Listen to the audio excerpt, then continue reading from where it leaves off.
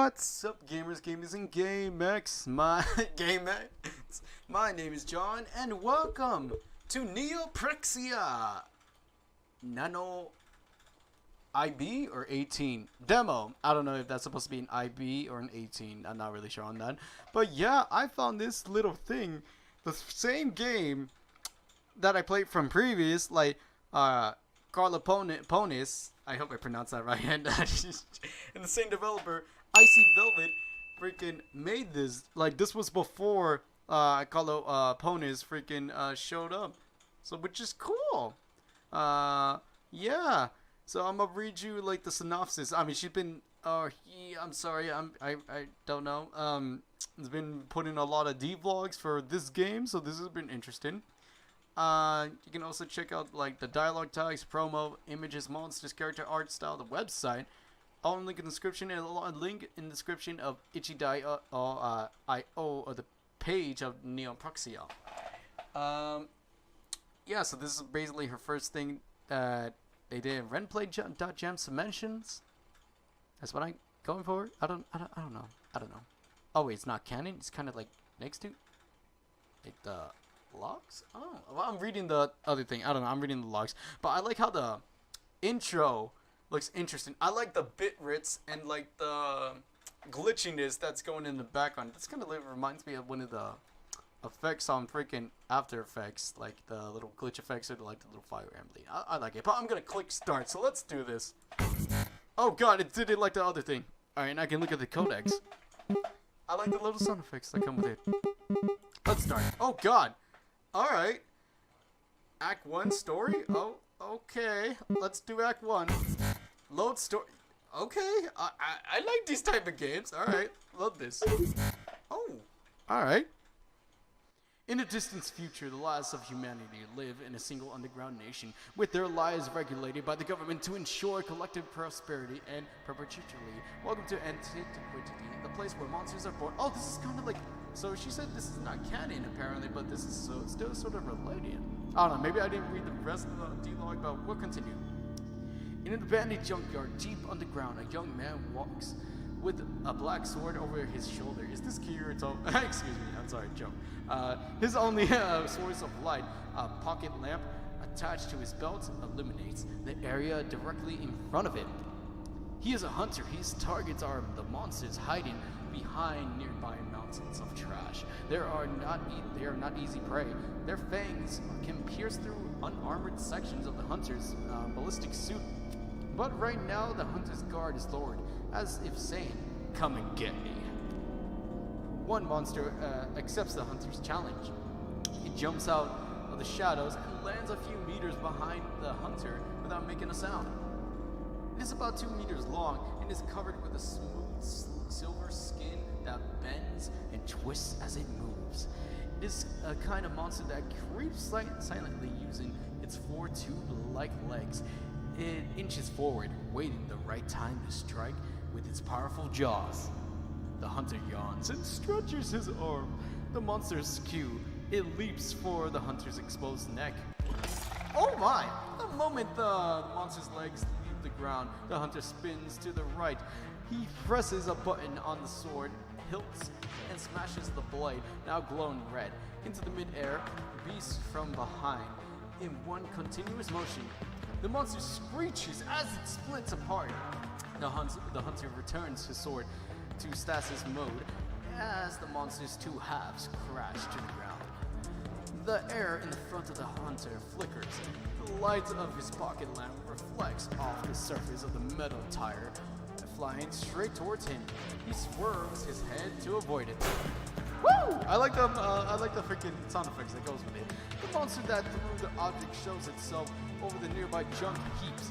It is the size of like the previous monster, but the shape of its limbs are different. It picks up another piece of the trash with one of its front tentacles, sensing something behind him.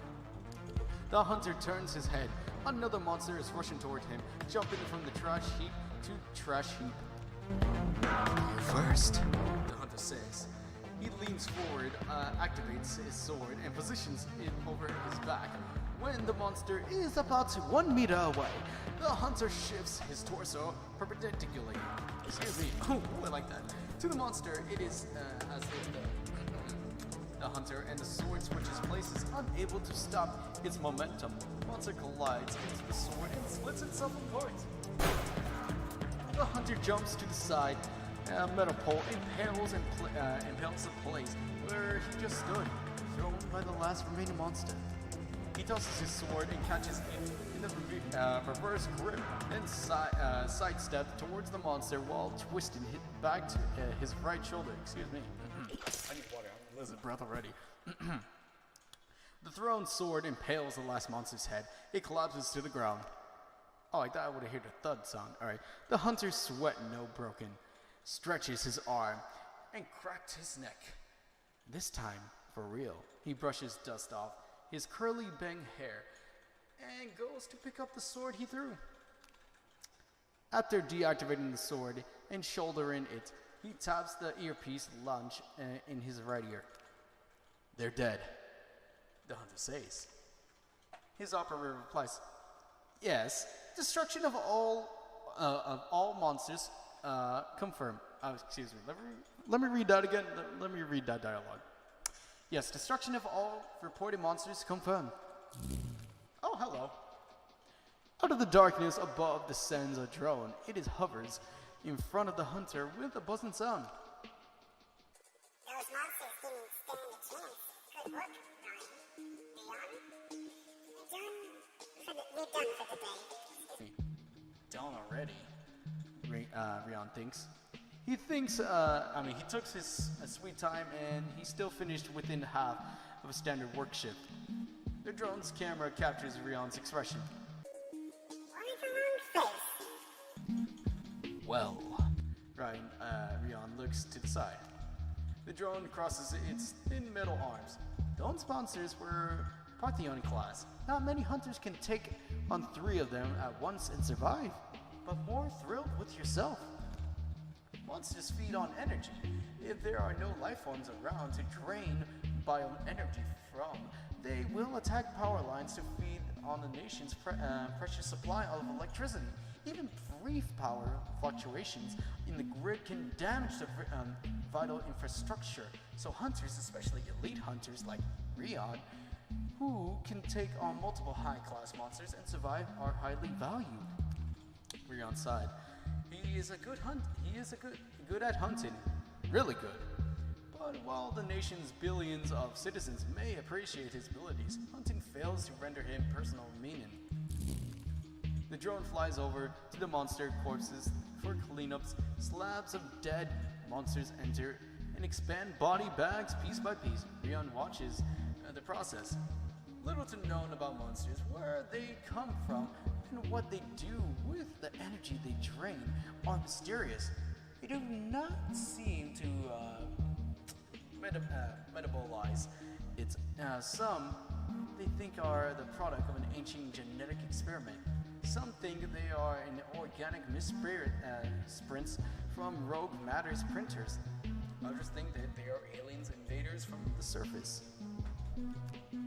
The surface of the toxic wasteland beyond the barrier of the earth high above Rion's head. A ceiling that serves a constant reminder to all citizens of Antiquity,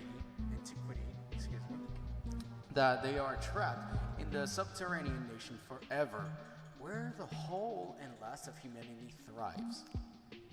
Tiny fluorescent bulbs dot the ceiling, stars in the eternal night.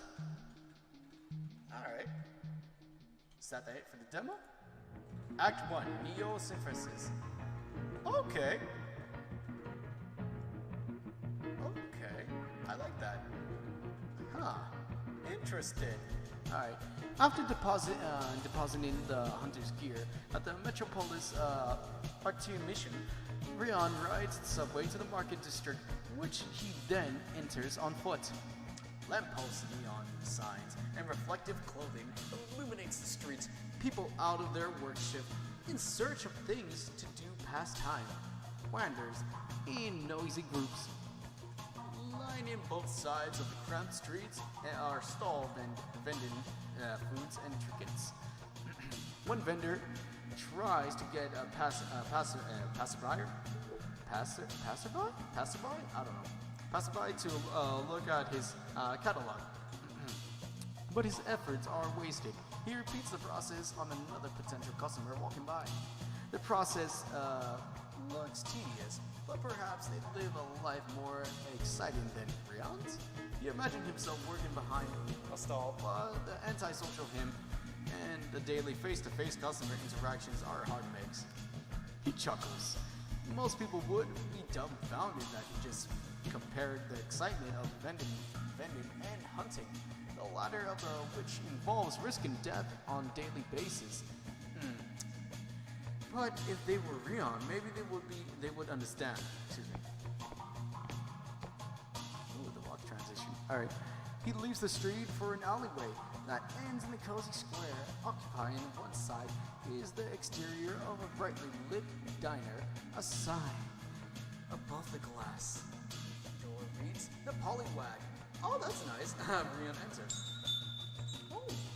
The smell of butter and jam gushes out. Electronic music leaking out of the earphones of a female lazing in the back overlaps with the hum of the diner's high-quality food printer. Black stools contrasting the diner's white interior populate the bar. The diner's primary food assembler, a male the same age as Rion's, leans back his head and groans from behind the counter. Oh, what do you know? Rion, I'm bored. Tell me about it. Rion greets Phil, his childhood friend, and sits over at his usual stool. Rion and Phil grew up in the same nursery and have the same shift rotation, meaning their work shift, free shift, and sleep shift match up. 1/3 of the Antiquity's population fill each 8-hour shift at a given time to ensure the nation's perpetual operation. Normally, the two are not supposed to be able to meet during work, but of course, Rion's hunts often and ends early. Another quick hunt, huh? Must be nice to have so much free time. Phil slides to the food printer and to prepare Rion's usual. Oh wait, that was supposed to be Phil. Never mind. Excuse me. But oh wait, that's him, Ari. But so do you. There's no one here. Rion gestures at an empty diner. The female in the back of the diner, secondary food assembler, not a customer. Not free. I'm trapped in here. Slabs of wheat and fruit. Exit of the food printer landed on some plates. Phil picks them up from the postponing food assembly. With no one to talk to, I'm bored out of my mind. The diner's terrible location makes for bad business outside of the shift's lunchtime. Didn't you participate on the silver department for the location change a while ago? Oh wait, let me read that again. Didn't you participate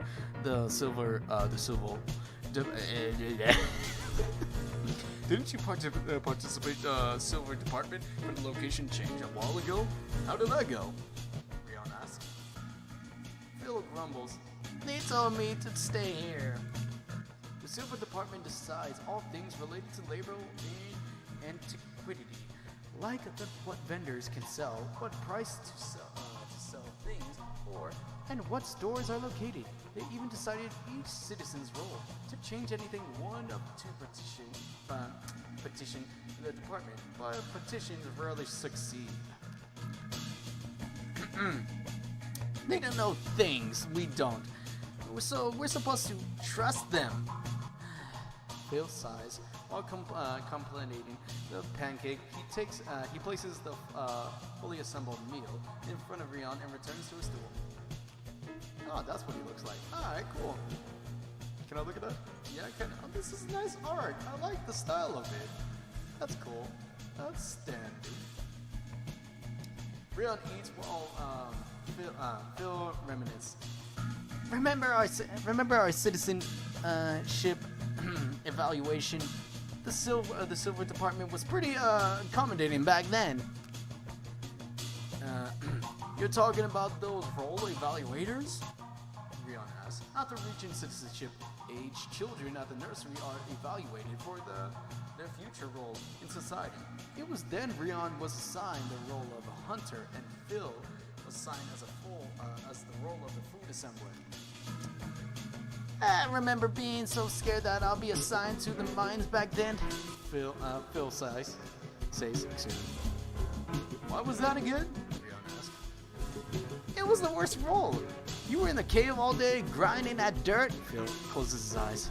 This department really doesn't listen to you if you requested particular roles. I think. As long as it's during the citizenship evaluation. I thought they let you be an assembler because they saw how good you were at it. Imagine you wanted to be an enforcer, but only being good at recycling. That's the weird part. I don't remember showing them my assembly. What about you? Did they ask you to be a hunter? And that's where we're going to leave it off for right now, guys. I'm going to leave this as a cliffhanger. Sorry this episode was short, but I got to go. I got to do some other stuff. And also, don't forget to check out the creator, Icy Velvet, on her Twitter. Their itchy.io and their website as long. And also check out this game too. This is pretty spiffy. I like this. I like this type of games. So, without further ado, I guess have a good night, good evening, good one if I'm weird from. So peace out and sayonara. Bye bye.